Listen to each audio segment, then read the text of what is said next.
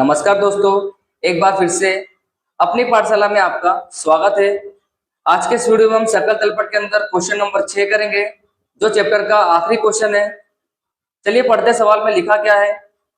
श्री परेश कुमार का तारीख 31/3/2017 के रोज का सकल तलपट उधार बाकी और जमा बाकी के योग के अंतर दर्शाता है। भूल ज्ञात करके सुधारा हुआ सकल तलपट बनाइए। इसका मतलब यहाँ पर जो हमें सकल तलपट दिया गया है ये गलत है। आपको अपने पास किताब रखनी है और किताब में जब आप कुल योग देखोगे तो उधार बाकी का टोटल आ रहा है 2,62,200 और जमा बाकी का टोटल आ रहा है 1,23,000, जिससे हम बोल सकते हैं कि ये जो सकल तलपट बनाया गया है ये गलत है, जिससे हमें फिर से सुधार कर बनाना है।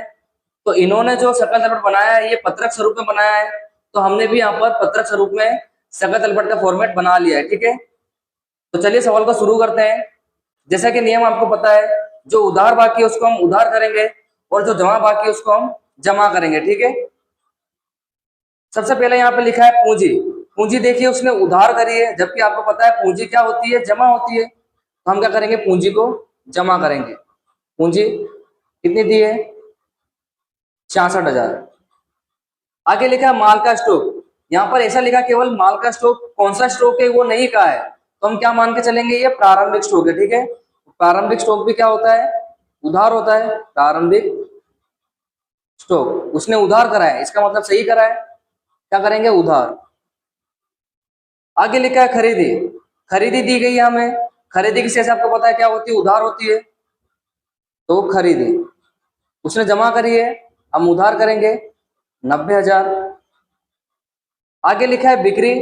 बिक्री की शेष क्या होती है, जमा होती है। उसने उधार कर दी है, हम जमा करेंगे बिक्री 96,000। आगे थोड़ा ध्यान दीजिएगा, यहाँ पे लिखा है माल वापसी उधार। अब किसकी वापसी वो नहीं कहा गया है, केवल यहाँ पे लिखा है माल वापसी उधार। माल की वापसी है, आपको यहाँ पर पहचानना कैसे है किसकी वापसी है, तो आप देख सकते हो यहाँ पे लिखा है उधार। माल वापसी उधार, किसकी वापसी दी है, उधार बाकी की वापसी दी है। तो उधार तो हम क्या करते हैं, खरीदी करते हैं। ठीक है, यानी ये किसकी वापसी दी है, खरीदी की वापसी दी है, इसलिए यहाँ पे लिखा है माल वापसी उधार। और इसका दूसरा नाम हम क्या बोल सकते हैं, खरीद माल वापसी। ठीक है, इसका दूसरा नाम क्या है, खरीद माल वापसी। तो यहाँ पर लिखा क्या है, माल वापसी उधार। इसका मतलब ये खरीदी की वापसी दी गई है। यदि खरीदी उधार होती है तो उसकी वापसी हम क्या करेंगे, जमा करेंगे। इसका मतलब अगर माल वापसी उधार लिखा है तो उसको हम क्या करेंगे, जमा करेंगे। ठीक है, यहाँ लिखेंगे माल वापसी उधार। उम्मीद है आपको समझ में आ गया होगा। माल वापसी उधार का मतलब ये खरीदी की वापसी है, क्या करेंगे हम, जमा करेंगे। 1200 उसने उधार करा है, गलत करा है, हमको सही से लिखना है। ठीक है, अब नेक्स्ट यहाँ पे एक लिखा है माल वापसी जमा। जमा क्या करते हैं हम, बिक्री करते हैं, इसका मतलब ये बिक्री की वापसी दी गई है। माल वापसी जमा, जमा का मतलब बिक्री, इसका मतलब ये बिक्री वापसी दी गई है। ठीक है, तो हम यहाँ पे लिखेंगे माल वापसी जमा। अगर जमा लिखा तो हम उसको क्या करेंगे, उधार करेंगे 6,000। सिंपल टॉपिक है, केवल आपको अच्छे से ध्यान देना है। अगर माल वापसी उधार लिखा है तो वो खरीदी की वापसी है, अगर माल वापसी जमा लिखा है तो वो बिक्री की वापसी है। ठीक है, तो आज आपके लिए नया पॉइंट था, इसलिए मैंने आपको अच्छे से बता दिया। आगे लिखा है मजदूरी वेतन। धंधे का क्या है, ये खर्च है, उधार करेंगे मजदूरी वेतन। कितना दिया है, 11,400। आगे बढ़ते हैं, विज्ञापन खर्च दिया है, खर्च है, क्या होता है, ये उधार होता है। विज्ञापन खर्च 2,580। नेक्स्ट यहाँ पे लिखा है चुकाया भाड़ा। उसने जमा कर दिया है, जबकि हम भाड़ा चुकाएंगे तो हमारे लिए क्या बनेगा, खर्च बनेगा। चुकाया भाड़ा क्या करेंगे, उधार करेंगे 1,800। आगे बढ़ते हैं, यहाँ पे लिखा है डूबत ऋण। डूबत ऋण धंधे का नुकसान है। नुकसान हमेशा क्या होता है, उधार होता है। ठीक है, डूबत ऋण क्या करेंगे, हम उधार करेंगे। उसने भी उधार करा है, मतलब सही करा है। ठीक है, आगे लिखा है मकान। मकान हमारी क्या है, संपत्ति।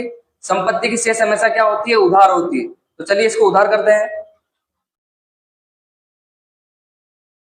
मकान कितना दिया हमें, 42,600। आगे लिखा है लेनदार। लेनदार हमारे दायित्व होते हैं और दायित्व की शेष क्या होती है, जमा होती है, जबकि उसने उधार कर दिया है। हम क्या करेंगे, जमा करेंगे लेनदार 9,000 जमा करा हमने, ठीक है। आगे लिखा है देनदार। देनदार हमारा ग्राहक है। संपत्ति है, संपत्ति की शेष क्या होती है? उधार, उसने जमा कर दिया है, हम क्या करेंगे? उधार करेंगे। देनदार 8,400। आगे लिखा है यहाँ पर सामान्य अनामत। तो जैसा कि मैंने आपको डूबोत्तीर्ण अनामत में बताया था, किसी भी प्रकार की अनामत को हम क्या करते हैं? जमा करते हैं। तो सामान्य अनामत में क्या होगी? यहाँ पर जमा होगी, ठीक है।